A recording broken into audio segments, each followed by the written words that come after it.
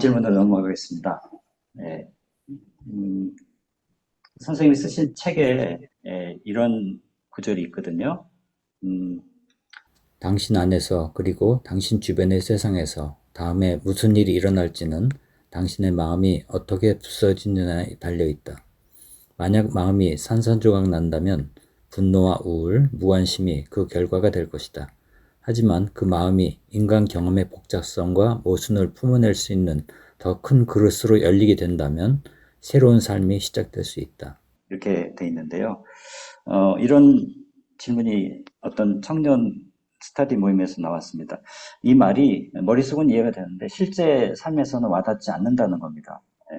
삶에서 마음이 산산조각 나는 게 아니라 더 열릴 수 있게 하려는 것, 어떻게 하면 될 수 있을지, 정치적으로 폭력적 의견을 가진 사람들에게 분노, 복수심 이런 걸 느낄 때가 많은데 그런 감정을 어떻게 바꿀 수 있을지 이런 고민이 있거든요. 예. Well, thank you for a very heartfelt question. Behind the question, I sense a heart that is already open.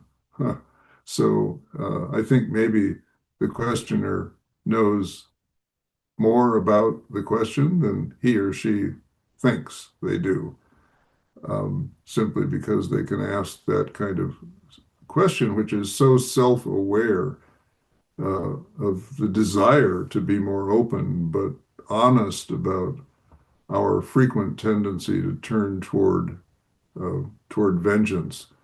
So let me just say a couple of things about this question that I find important because it is an important question.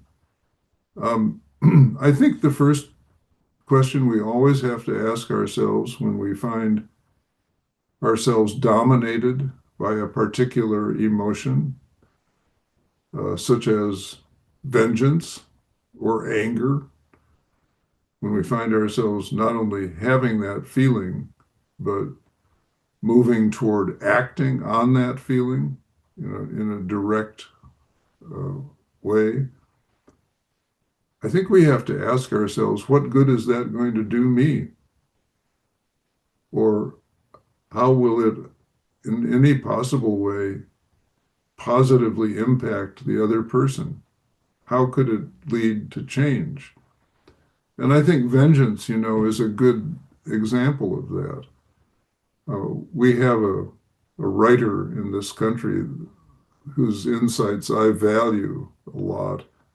Her name is Anne Lamott. And she wrote a wonderful sentence once about vengeance. She says, putting vengeance into action is like drinking rat poison and waiting for the rat to die. I think when I think about that, her point becomes very clear. Vengeance brings me down, but it doesn't bring down the person at whom I feel vengeful. Anger is a similar emotion. I think I'm not afraid of any emotion. Emotions are emotions. What matters is what you do with them. And in the case of anger, there are things to be angry about. And I don't know of a single spiritual tradition or wisdom tradition that simply says it's wrong to get angry.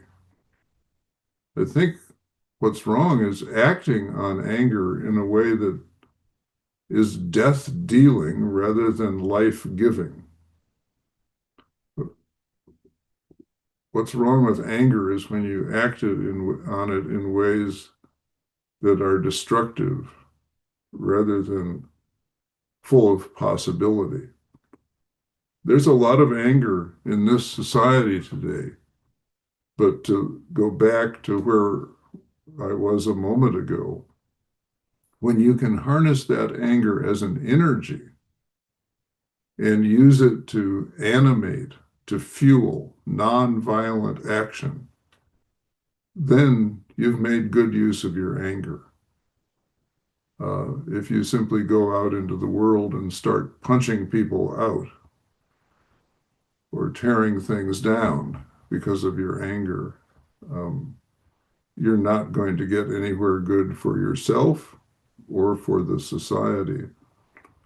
So that would be one level of answer to an important question is, I think, a self-aware life asks, what will be the impact on me if I simply act on this raw emotion rather than translating it into some kind of positive energy? The other thing I want to say is this person asked about heartbreak and the transformation of heartbreak from death into life. And I think when I was young, I wouldn't have understood that very well either. But I'm 86, and I have at this stage of life seen a lot of people lose to death the person most important in their lives. And for quite a while, in some cases, those people go underground, feeling that in the wake of this loss, life will never be worth living again, because this person whom they have lost was so much the heart and soul of meaning in their lives. They may spend a long time underground with those feelings of darkness. But in so many cases, I have seen people my age or around my age, eventually, without really knowing this was happening, emerge back into the light with the realization that they have become larger people, more understanding people, more loving people, more forgiving people. Their hearts have broken open, not apart. And that's where I got the idea of two ways for the heart to break. One is when it shatters into 1,000 pieces and is no longer able to function as a heart. And sometimes, as it shatters, it gets thrown like a fragment grenade at the ostensible source of its pain. But the other way is for the heart to break open into largeness, not in spite of the loss, but because of the loss, precisely because of the loss. Because loss does have the capacity to make us larger, more understanding, more forgiving, more compassionate. And so for me, this image isn't something I just dreamed up. The image is something I've seen happen in real life among real people as they work to hold both the darkness and the light that comes with all of our lives. 예, 우리가 살면서 겪게 되는 수많은 상실과 분노 이런 것에 대해서 어떻게 잘 대응해야 될지 알아차림이라는 그런 키워드로 잘 풀어주셨습니다.